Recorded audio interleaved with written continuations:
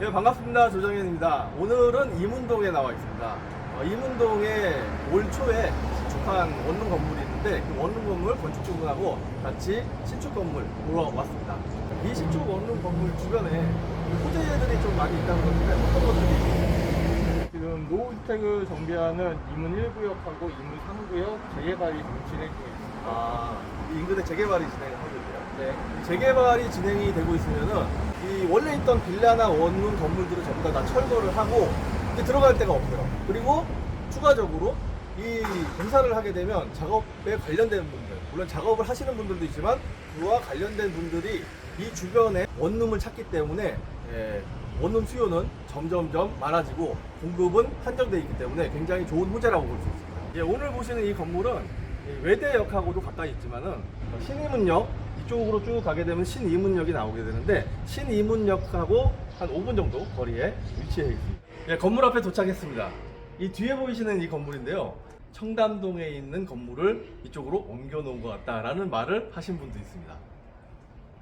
상당히 세련되게 건물이 지어졌는데요. 어떠십니까, 기분이? 그런 얘기를 들으실 때?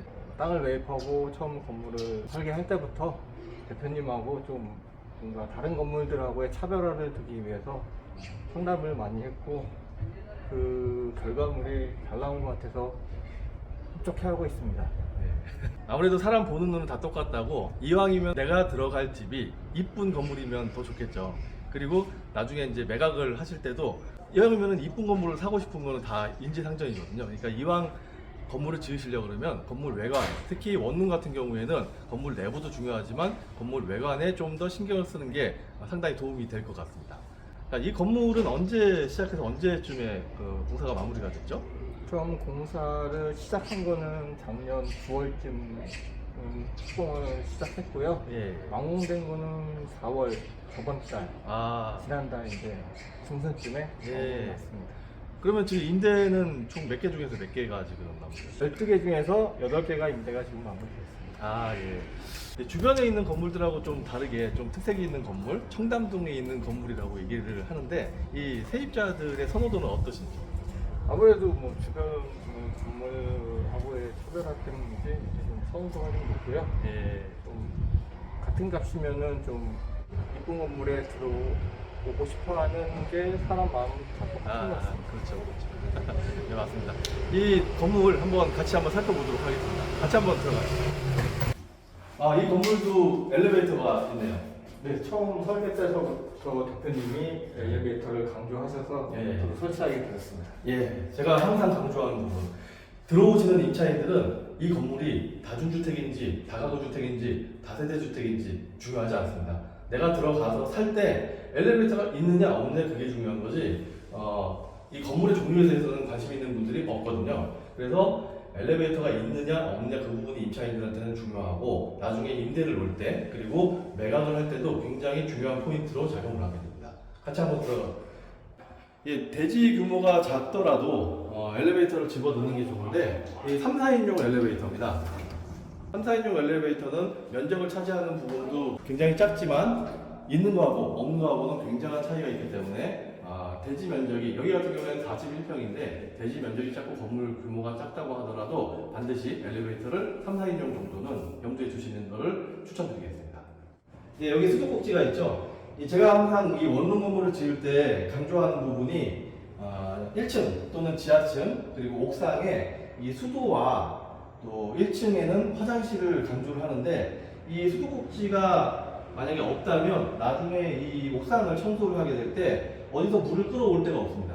건물이 짓기 전까지는, 완공되기 전까지는 내가 주인이지만 건물이 다 지은 다음에는 어느 방에도 들어갈 수가 없게 되겠죠. 그래서 청소를 할 때도 굉장히 힘들기 때문에 옥상에 수도 그리고 전기 코드는 반드시 설계 때부터 반영을 하시는 것을 추천드리겠습니다. 그리고 이 수도꼭지가 바깥에 있으면 동파의 위험이 있거든요. 그래서 이 건물 같은 경우에는 바깥에다가 넣지 않고 안쪽에다가 수도꼭지를 설치를 해 놓았습니다. 옥상에 올라왔는데요. 이 옥상에 올라오니까 이 주변 경치가 다 잘 보이는데 이 주변 설명 좀 잠깐 좀 해주시겠어요? 먼저 뒤쪽으로 보이는 데가 이문 1 정비구역이고요. 이쪽 오른쪽이 이문 3 정비구역입니다. 아이파크.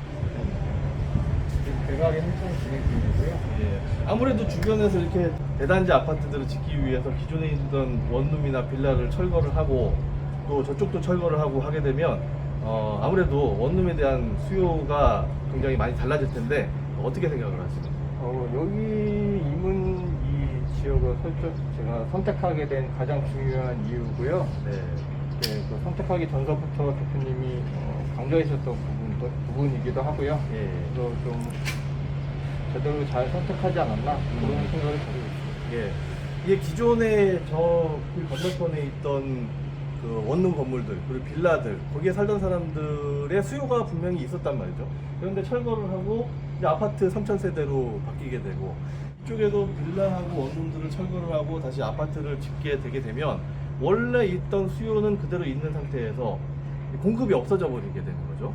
그리고 또 대단지 아파트가 들어오게 되면 그에 따른 또 인구 유입의 효과가 발생이 되는데 그러다 보니까 지금 남아있는 부분에 있는 원룸들은 굉장히 좀 메리트가 있다 이렇게 보시면 될 것 같습니다. 앞으로 추후에 점점 더 좋아질 걸로 예상이 됩니다. 자, 그리고 보시면은 이 옥상 위에 실외기들이 쫙 놓여 있습니다. 제가 또 이제 강조하는 부분 중에 하나인데 이 골조 공사가 끝나고 나서 외벽 공사가 들어가기 직전에 각각의 방에서 이 실외기 배관을 위로 올려 놓게 되면은 이렇게 건물 외관이 깨끗하게 실외기가 만약에 건물에 이렇게 매달려 있다고 생각을 해보면 굉장히 지저분한 건물이 되죠. 모텔됩니다, 모텔. 그러니까 아예 공사를 처음에 계획을 할 때부터 실외기를 전부 옥상으로 올려놓을 계획을 잡으시고 골조 공사가 끝나고 외벽 공사가 들어가기 전에 배관을 전부 옥상으로 올려놓는 작업을 잊지 않고 진행을 하시기 바라겠습니다.